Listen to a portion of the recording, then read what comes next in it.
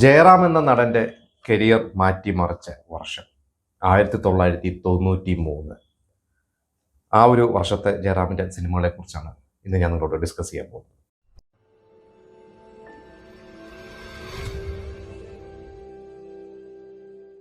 93 എന്ന വർഷം ഏകദേശം 14ഓളം സിനിമകളാണ് ജയറാമിൻ്റെതായിട്ട് തിയേറ്ററിൽ റിലീസായത്. അതിൽ നായകനായിട്ടുണ്ട്, പിന്നെ സഹ നടനായിട്ടുണ്ട്, ഒരു മൾട്ടി സ്റ്റാർ സിനിമകളുണ്ട്, കുറേ സിനിമകളുണ്ട്.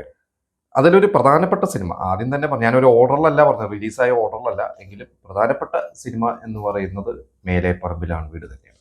മേലെപ്പറമ്പിലെ കൂടെ പലപ്പോഴും നമ്മൾ പല എപ്പിസോഡുകളിൽ ഡിസ്കസ് ചെയ്യുകയും പരാമർശിച്ച് പോവുകയൊക്കെ ചെയ്തിട്ടുള്ള ഒരു സിനിമയാണ്. ഇത് പ്രിയദർശൻ ഗിരീഷ് പുത്തഞ്ചേരി പറഞ്ഞൊരു കഥ ജയറാമിന് അത് ഇഷ്ടപ്പെട്ട് അത് പ്രിയദർശനെ കൊണ്ട് സംവിധാനം ചെയ്യിപ്പിക്കണമെന്ന് ജയറാമിന് ആഗ്രഹം വരുന്നു. ഗുഡ് നൈറ്റ് മോഹൻ എന്ന നിർമ്മാതാവ് വരുന്നു.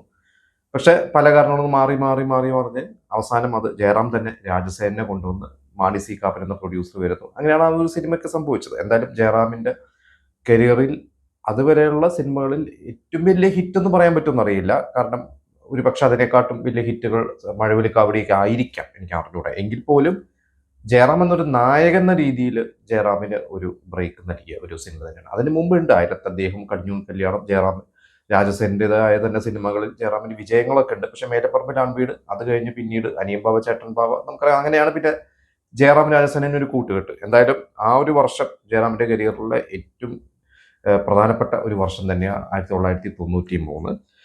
പിന്നെ ഒരു സിനിമ ധ്രുവം വീണ്ടും ഒരു സൂപ്പർ ഹിറ്റാണ്.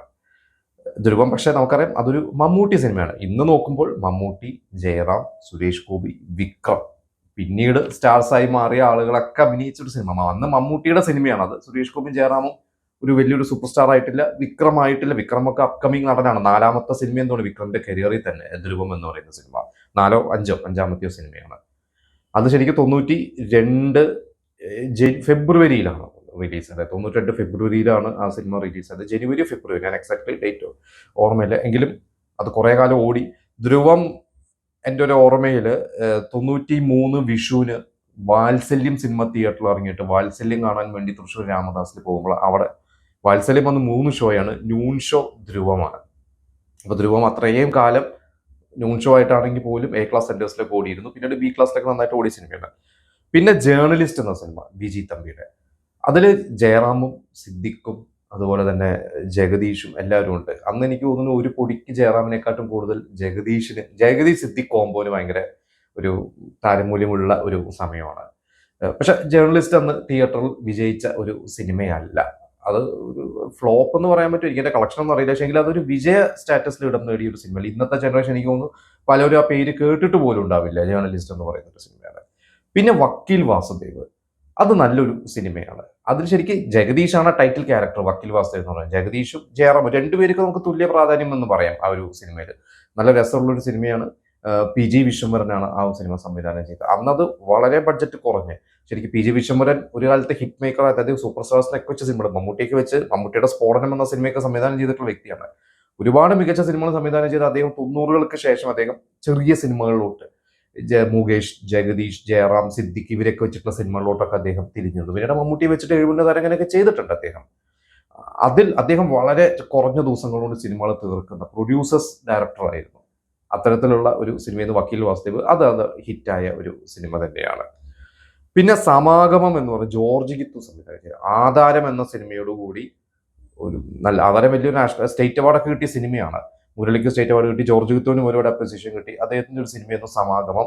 പക്ഷെ സമാഗമം അന്ന് തിയേറ്ററിൽ ഒരു വിജയിച്ച സിനിമയല്ല. ജയറാമിന് വലുതായിട്ട് ഗുണമൊന്നും സിനിമ കൊണ്ട് കിട്ടിയിട്ടില്ല.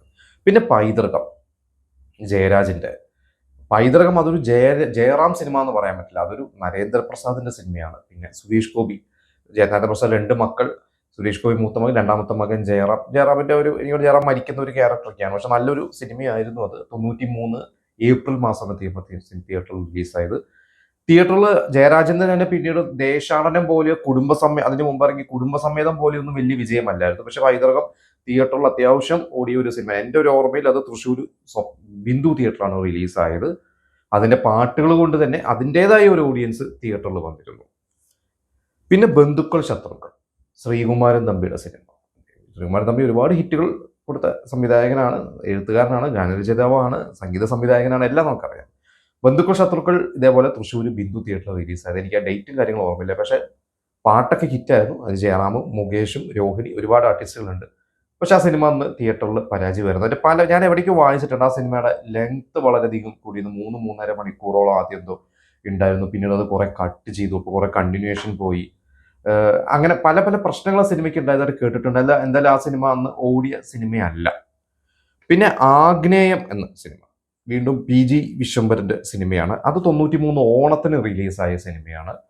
അന്ന് ഓണത്തിന് ഗാന്ധർവുണ്ട്, മോഹൻലാലിന്റെ, പിന്നെ മമ്മൂട്ടിയുടെ സരോവരമുണ്ട്, പിന്നെ അദ്ദേഹം എന്നൊരു സിനിമയുണ്ടായിരുന്നു. ആ കൂട്ടത്തിൽപ്പെട്ട ഒരു സിനിമയാണ് ആഗ്നേയം.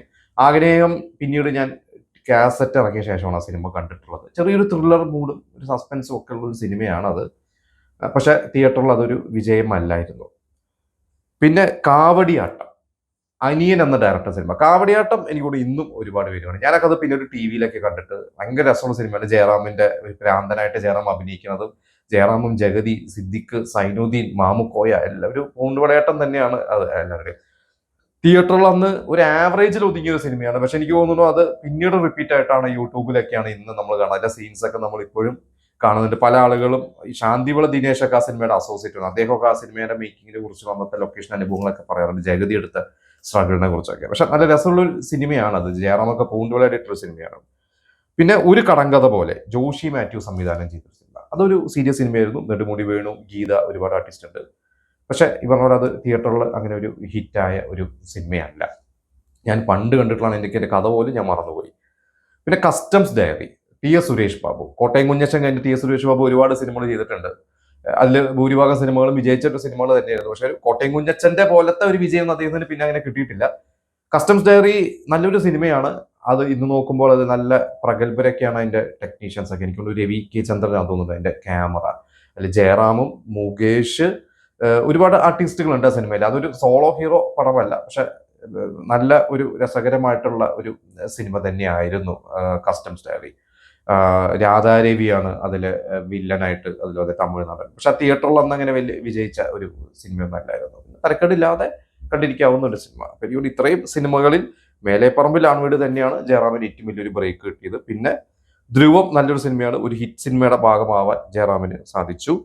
പിന്നെ എനിക്ക് തോന്നുന്നു വക്കീൽ വാസുദേവ് തന്നെയായിരിക്കും വീണ്ടും ജയറാമിന്റെ ഓടിയ സിനിമകൾ പെട്ടത്. പക്ഷെ അതൊക്കെ അവർ പറഞ്ഞ ചെറിയ ബഡ്ജറ്റിൽ ഇറങ്ങി ചെറിയ രീതിയിൽ വന്നു. അന്നൊക്കെ 15 ലക്ഷം 16 ലക്ഷത്തിനൊക്കെയാണ് ഇതുപോലത്തെ സിനിമകളൊക്കെ അവർ തീർക്കുന്നത്. വക്കീൽ വാസുദേവന്റെ ഒക്കെ ബഡ്ജറ്റ് കൂടി 20 ലക്ഷത്തിന് താഴെ എന്തോ ആയിരുന്നു എന്നൊക്കെ പിന്നീട് ഞാൻ എവിടെയോ വായിച്ചിട്ടൊക്കെ ഉണ്ട്. മേലെപ്പറമ്പിലാണ് എന്തായാലും നമുക്കറിയാം എത്രയോ മുടക്ക് മുതലിന്റെ ഇരട്ടിക്ക് കിട്ടിയിട്ടുള്ള ഒരു സിനിമ തന്നെയാണ്. അപ്പോൾ ഇതൊക്കെയാണ് എൻ്റെ ഓരോ ഓർമ്മകൾ. ഇതിൽ മേലെപ്പറമ്പിലാണ് വീടൊക്കെ തിയേറ്ററിൽ കണ്ടിട്ടുണ്ട്.